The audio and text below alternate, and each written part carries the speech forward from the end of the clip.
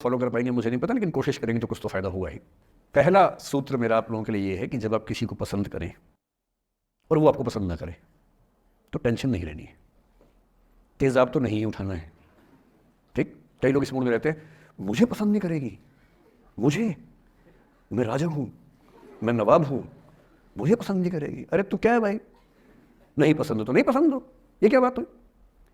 सबसे पहले अपने अंदर से लोकतांत्रिक बनिए, डेमोक्रेटिक बनिए। जैसे आपको हक है किसी व्यक्ति को पसंद करने का, उसको भी हक है किसी को पसंद या नापसंद करने का। यदि कोई ऐसा व्यक्ति जिसको आप पसंद नहीं करते वो आपको प्रपोज करे तो आप उसको मना ही तो करेंगे। बस मना इज्जत से कीजिए, किसी को बेआबरू करके मत भेजिए। ये नहीं कि अच्छा तुम शीशा देखा है कभी, रुको रुको आईना मेरी जेब में लो, ऐसे नहीं करना है। बड़े बेआबरू होकर तेरे कूचे से हम निकले, वो वाला भाव जो गालिब को आया था वो भाव नहीं आना चाहिए।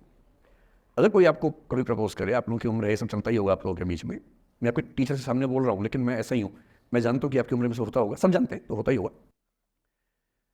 कभी किसी से ये उम्मीद मत करना कि वो आपको पसंद करे ही करे। यदि कोई रिजेक्ट करे, बस हाँ रिजेक्ट थोड़ा प्यार से होना चाहिए, बदतमीजी से नहीं होना चाहिए। उसके अधिकारों का उतना ही सम्मान कर रहे हैं जितना आप अपने अधिकार का सम्मान करते हैं। कि ठीक है भाई, आपको मैं पसंद नहीं, कोई बात नहीं, तू नहीं कोई और सही, कोई और नहीं कोई और सही, बहुत लंबी है जमी मिलेंगे लाख हंसी, इस जमाने में सनम तू अकेली तो नहीं। कितने लोग हैं दुनिया में, ऐसा क्या है? और मैंने बहुत प्यारे प्यारे बच्चों को देखा रोते भी लगते हुए कि मैंने उसको प्रपोज किया, उसने मुझे मना कर दिया। अंकल, छोटे छोटे बच्चे आजकल मुझे मुझे लव गुरु मानते हैं अपने आसपास, वो मेरे पास आके ऐसी ऐसी बातें बताते हैं बड़ी क्यूट तोतली आवाज़ में, मैंने उसको प्रपोज किया, उसने मुझे ऐसे ऐसे वाली आवाज़ में एकदम रोते भी लगते हुए। तो मैं बोलता हूँ बधाई हो बहुत बहुत तुम्हें, कॉन्ग्रेचुलेशन। मैंने अपनी ज़िंदगी में ऐसे 50 मामले देखे और 50 में से कम 49 मामले में जब कहीं दिल नहीं लगा, बाद में उससे बेहतर ही व्यक्ति मिला। अगर कभी ऐसा हो ना, मनी मन में बधाई देना अपने आप को कि बच गया। हाँ बोल देता तो फंस जाती, हाँ बोल देते तो मर जाता। और मन में भाव वही रखना है, तू नहीं कोई और, सही बात है, स्ट्रेस नहीं लेना है।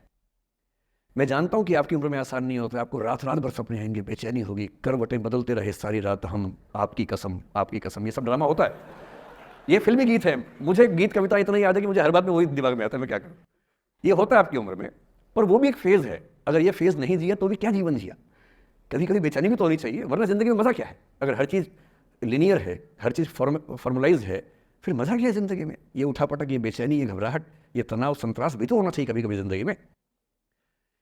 इससे बुरी स्थिति तब होती है जब आप किसी रिलेशनशिप में हैं और वहाँ ब्रेकअप हो जाए, ये भी होता है। देखिए, मैं आपको बड़ी खरी खोटी सुनाने के मूड में हूँ। जिस जिस तरह का प्रेम आप लोगों की पीढ़ी में होता है, मैं ये नहीं कह रहा कि आपकी पीढ़ी खराब है, हर पीढ़ी ऐसी होती है, बस ये कि आपकी पीढ़ी को सुविधाएं ज़्यादा मिल गई हैं। हमारी पीढ़ी में ना चिट्ठी लिख के भेजनी पड़ती थी, बड़ा रिस्क होता था। चिट्ठी लिखो कागज़ पे, फिर एक डाकिया ढूंढो भरोसे का, तो भरोसे वाला कुरियर बॉय या कुरियर गर्ल जाके चिट्ठी वहीं दे के आए जहाँ हमने कहा है। ये भी डाउट कहीं किसी और को दे के आ जाए। या कबूतर से बात करो, कबूतर जा जा जा, पहले प्यार की पहली चिट्ठी साजन को दिया। कबूतर का क्या भरोसा किसको दे के आ जाए। लेकिन कितना तनाव था उस ज़माने में। आपके ज़माने में क्या है, सीधे व्हाट्सएप निकाला, खटाक से भेज दिया मैसेज, और नंबर किसी से मांग लिया 1 सेकंड में। नंबर भी नहीं देना है तो किसी, कौन कौन सी ऐप होती है, मैंने सुना कुछ और ऐप्स होती है बिना नंबर वाली भी होती है, इंस्टा होता है, एक और भी तो कोई होती है वो जिसमें कार्टून जैसा मुंह बन जाता है, स्नैपचैट। हाँ, स्नैपचैट पे चले गए, मैंने सुना है कि उसमें नंबर भी नहीं देना पड़ता है, ऐसा कुछ चक्कर है, वहाँ ढूंढ लिया। किसी को कुछ कन्वे करना इतना आसान दुनिया में कभी नहीं हुआ था जितना आज आसान है। इन सब के ऊपर टिंडर है, बम्बल है, पता नहीं क्या क्या है, राइट लेफ्ट करते जाना है, उसी में कहानी शुरू। पर ये कहानियाँ जितने हल्के तरीके से शुरू होती हैं, मैं दावे से कह रहा हूँ कि 100 में से 99 अट्रैक्शंस 1 से 2 महीने में खत्म हो जाते हैं। क्योंकि आप जिसके प्रति अट्रैक्टेड थे ना, वो तो उसका बाहर का परसोना था। जहाँ परिचय गहरा होता है, असलियत सामने आ जाती है, और जब असलियत सामने आती है झेलना बड़ा मुश्किल होता है। आपके सपने टूट जाते हैं। आप जिस छवि पे दीवाने हुए थे वो छवि तो सिर्फ छवि थी, वो तो इंसान नहीं था वैसा। 99% केसेस में मेरा ख्याल है कि अट्रैक्शन 1-2 महीने में समाप्त होता है। उसके बाद तो एक बोझ है जो आप ढो रहे हैं। कभी कभी होता है कि दोनों का खत्म हुआ तो बात आसान है, कभी कभी किसी एक का खत्म होता है, एक का नहीं होता है, वहाँ मामला मुश्किल हो जाता है। तो ऐसा हो सकता है आपके जीवन में कि दूसरा साथी आपका ये कहे कि भैया देखो, मैं तुम्हारे साथ कुछ महीने से हूँ, पर मुझे अब अच्छा नहीं लग रहा, मैं ब्रेकअप करना चाहता हूँ। मैं आपसे ये निवेदन करूंगा कि ये मान के मत चलना कि उसने आपको धोखा दिया है। क्योंकि बच्चे तुरंत उस मुद्रा में आते हैं, अच्छा अब मैं कुल्हाड़ी उठा लूँगी, अब मैं तेजाब उठा लूँगा, तूने मुझे धोखा दिया है, तूने मुझे चीट किया है, you are a cheat, you are a liar, you are a पता नहीं क्या क्या। पता इंग्लिश में गाली बड़ी सुंदर देते हैं बच्चे। मैं ये कहना चाह रहा हूँ कि इस बात की संभावना मान के चलिए कि हो सकता है कि आपके साथ 2 महीने रहने के बाद सच में उसको ये लग जाए कि आपके साथ ट्यूनिंग ठीक नहीं है, या आपको लग जाए कि आपकी ट्यूनिंग उस व्यक्ति के साथ ठीक नहीं है। और किसी मुर्दा को अपने पास पकड़ के रखना उसका मज़ा नहीं है। आप किसी को बांध तो लेंगे, पर जब उसका दिल आपके पास है ही नहीं, दिल विहीन लाश अपने पास टिका के रखना, एक मुर्दे को बांध के रखना, इससे बेहतर है जाने दो। बांधना नहीं, बांधते वो हैं जिनमें असुरक्षा बहुत ज़्यादा होती है। उस असुरक्षा से बचने का उपाय खुद को बेहतर बनाना है। आप इतने बेहतर हों कि आपको चाहने के लिए हज़ारों लोग हों। क्यों आप इतना डिपेंडेंट होते हैं कि इस एक व्यक्ति के अलावा मेरा कोई है ही नहीं दुनिया में? ऐसा क्यों सोचना है? और ऐसे ही मामले में ये करना है वो अफसाना जिसे अंजाम तक लाना ना हो मुमकिन, उसे एक खूबसूरत मोड़ देकर छोड़ना अच्छा। और ये खूबसूरत मोड़ कैसे होगा? अगर कोई जाना चाह रहा है तो आपके पास 3 ऑप्शंस हैं। एक, ना उसको अच्छे से बात करे ना ख़राब से बात करे, न्यूट्रल होके जाने दे। एक, उसको धमकी दे, बर्बाद कर दूंगा, छोड़ूंगा नहीं, तो निकल के दे घर से, तेरे एड्रेस पता करवा लूंगा, मेरे साथ 50 दोस्त हैं, मेरे सारे आवारा हैं, सारे बेरोजगार हैं, सारे कुंठित लोग हैं, सारे गुंडे मवाली हैं, उनका धंधा यही है, तेरे पीछे छोड़ दूंगा सबको। एक ही तरीका है।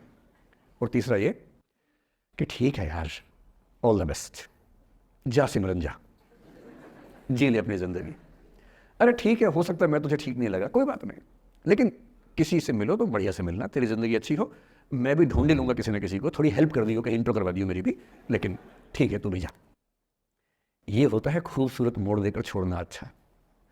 चिपकू नहीं बनना है किसी के पीछे, ना बोरा जाना है कि तुम जाओ, मैं तो दीवाना, स्थायी दीवाना हूँ तुम्हारा। कोई जब तुम्हारा हृदय तोड़ दे, तड़पता हुआ जब तुम्हें छोड़ दे, तब तुम मेरे पास आना प्रिय, मेरा दर खुला है, खुला ही रहेगा तुम्हारे लिए। वाह। पहले के ज़माने में बेरोजगारी का ये लक्षण था। हम जब छोटे थे ये गाने सुनते थे, हम ये सुन के बड़े हुए कि ऐसे ही करना पड़ता है शायद प्रेम में। तो हमारे स्कूल में लोगों ने इसका पैरोडी बनाई, जब कोई तुम्हारा सर फोड़ दे, तड़पता हुआ जब तुम्हें छोड़ दे, तब तुम मेरे पास आना प्रिय, ये क्लिनिक खुला है, खुला ही रहेगा तुम्हारे लिए, तो बस आ जाना।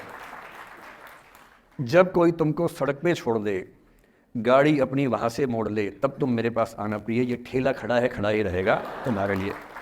क्यों भाई, क्यों खड़े रहोगे? बेरोजगार हो क्या? अरे ठीक, जा सिमरन जा, जी ले, और मैं भी जा रहा हूँ जीने के लिए। ये दीवाना नहीं बनना है कि तुम मतलब मुझे ना चाहो तो कोई बात नहीं, किसी और को चाहोगी तो मुश्किल होगी। अजीब हाल है यार, तुम ठेकेदार हो कि तेरा ठेका मेरे पास है, नहीं तो किसी के पास नहीं है। अजीब हाल है। अरे ठीक है भाई, उसकी ज़िंदगी है, जीने दो उसको। क्यों किसी की ज़िंदगी में इतना हावी होने का प्रयास करना है?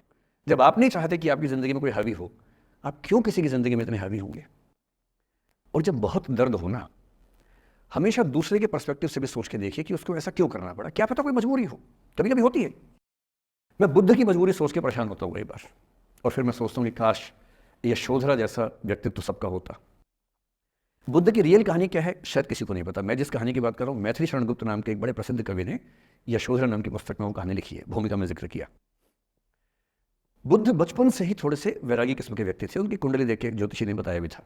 माता पिता बहुत परेशान थे, शुद्धोदन उनके पिता का नाम था। माता पिता ने बहुत कोशिश की कि इस बच्चे का मन विरक्त न हो। अच्छा महल बनवाया, सारी सुविधाएं दी। जैसे ही बुद्ध थोड़े से किशोरावस्था में आए, उस समय की दुनिया की सबसे खूबसूरत महिला से, लड़की से, यशोधरा से, उसकी शादी करवा दी। यशोधरा के पिता ने काफ़ी एग्जाम लिए बुद्ध जी के, वो सारे एग्जाम में पास हुए, तब जाकर शादी हुई। ऐसे नहीं हुई, शादी हुई। तो बुद्ध भी ठीक था, रमे रहे उस जीवन में। बेटा हुआ उनका राहुल। अब बुद्ध की विरक्ति का भाव बढ़ता जा रहा था। 29 साल की उम्र के आसपास ऐसा हुआ कि उन्होंने एक मृत व्यक्ति को देख लिया, एक बूढ़े को देखा, एक भिखारी को देखा, एक बीमार को देखा। विरक्त हो गए और उनका मन हुआ घर छोड़ दूं, ज्ञान की खोज में चला जाऊं। अब ज्ञान की खोज में जाएं, उनको पता है कि भाई मेरी पत्नी भी है, मेरा बेटा भी है, राज्य भी है, कैसे छोड़ दूं?